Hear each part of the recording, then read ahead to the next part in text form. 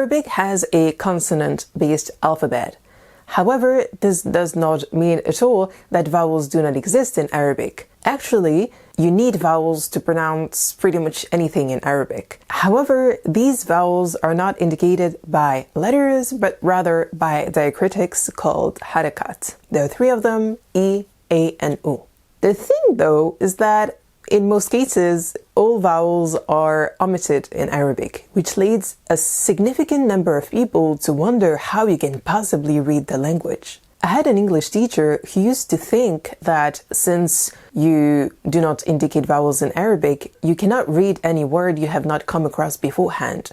And even though this holds some truth to some extent, this is only the case in some extreme cases. Paradoxically, if you ask an Arab if they find it troublesome to read without vowels, they would probably tell you it's the opposite.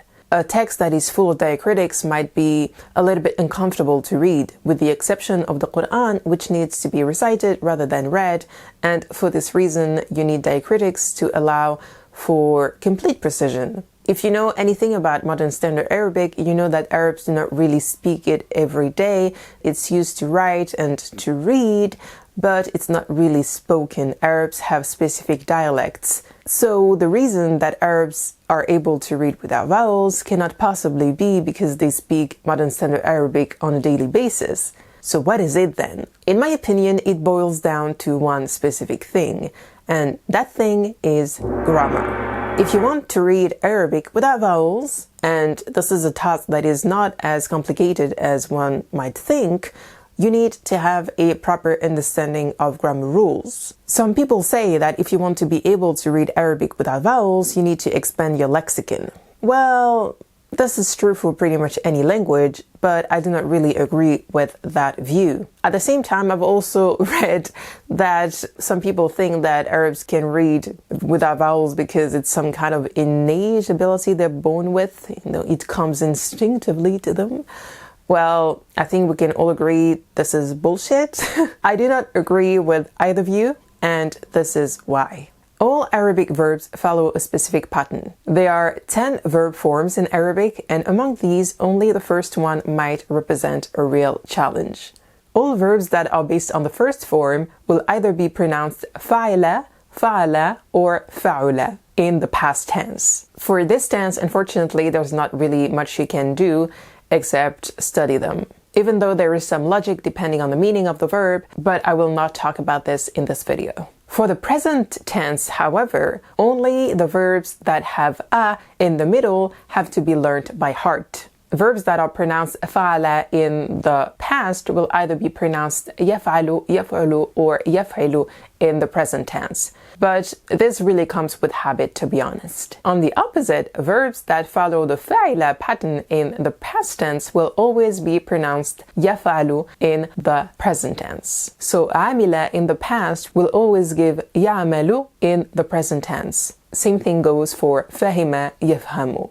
As for the verbs that follow the fa'ula pattern in the past, they will be pronounced yaf'ulu in the present tense. So if you say kabura in the past tense, you will say yakburu in the present tense. So the shortest verbs, the three-letter verbs in Arabic, are actually the most difficult. For all the other verb forms, so starting from the second form to the 10th, there are tricks that you can memorize as well as patterns that will never change. For instance, if you're hesitating, you always have to remember that 4-letter verbs will always have u as the first syllable in the present. So every verb that follows the af'ala or fa'ala pattern will always have the u vowel on the first syllable in the present tense. Af'ala yuf'ilu, fa'ala yufa'ilu. I think you understand the principle. All Arabic forms except the first one follow regular patterns, which allows for easy memorization. And this is true for both past tense and present tense. So this means that when you have learned all the rhythms, when you have learned all the patterns, you can be sure you will never make a mistake. The other good news is that all verbs have a fa'il, which is the subject derivative, as well as a maf'ul, which is the object derivative that also follows specific patterns that never change. When you see that word for the first time, istikshaf, you might think that it looks scary because it is very long, and that for this very reason, well, there might be many ways to pronounce it. But actually, there is only one possible way to pronounce this word, as it is the masdar of a verb that belongs to the 10th form. In many cases, nouns are the masdar form of verbs. And the good news, again, is that in most instances, these follow specific patterns that you just have to learn. Of course, other nouns, and there are many, are not based on the masdar form of verbs. You might consider that these need to be learned by heart, but as I said in the beginning, all Arabic words follow a specific pattern. Of course, there are exceptions. But beyond the patterns that you have to always remember, there are also certain tricks that you can use. Usually, words that indicate a location will start with ma. For instance, you will say mathaf, masrif, mahkama, maktaba, malja'a. The most famous exception would probably be mustashfa. Conversely, words that indicate a tool or an instrument will start with mi. You will say mis'ad, minshar, miftah. Words that indicate traditional occupations are based on the fi'ala pattern, so you will say kitaba, qira'a, sina'a.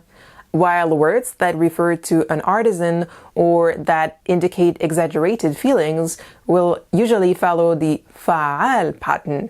So you have jadab, kadab, halaq. Of course, they are some traps. As you might know, many adjectives in Arabic follow the fa'il pattern in the singular. So you have kabir, saghir, jamil, qadim, and in the plural form, adjectives are usually regular. So you will say jamilun, for instance. But there are also irregular plural forms like kabir, kubara, qadim, qudama. And once you have that in mind, you might get tricked a little bit. Because if you read the word sadiq in the singular, you might think that in the plural that would be sudaqa. However, the plural form of sadiq is asdiqa, another irregular plural. Conversely, a word like alim will give you ulama in the plural. Again, these are irregular plural forms, and you cannot deduct general rules for these. For instance, a noun like katib or sana have other irregular plural forms. So katib will be kutab and sana sunna. However, obviously, there are more regular forms than irregular ones. So once you have studied the regular patterns, the regular rhythms, you can expect to read pretty much anything in Arabic. Even though you know your forms and you know your patterns, and even though the vast majority of Arabic words follow these rhythms, well, you might also be confronted with another challenge. Words that are written the same, but that are pronounced differently. For instance, this word might be pronounced dhahrun, the back. It might be dhahara, appear, but it might also be dhuhr. The way you will read this will obviously depend on the context. As a final thought, I would like to say something. In the beginning of the video, I said that many people consider that if you want to be able to read Arabic without vowels, you actually need to expand your lexicon. However, I tend to think that it's actually your knowledge of grammar that will help you, to some extent, expand your lexicon, for the simple reason that once you know your forms and your patterns, you will be able to deduct words that derive from certain verb forms on your own. To wrap it up, I will only say that if you want to read Arabic without vowels, you need to have a good understanding of grammar, you need to know your rhythms, because most words in Arabic follow regular patterns. Of course, there are many exceptions, but with time and practice, you will actually get to the point where you will manage to deduct irregular plural forms of certain nouns. Thank you for watching, I hope this helped, and I will see you next time.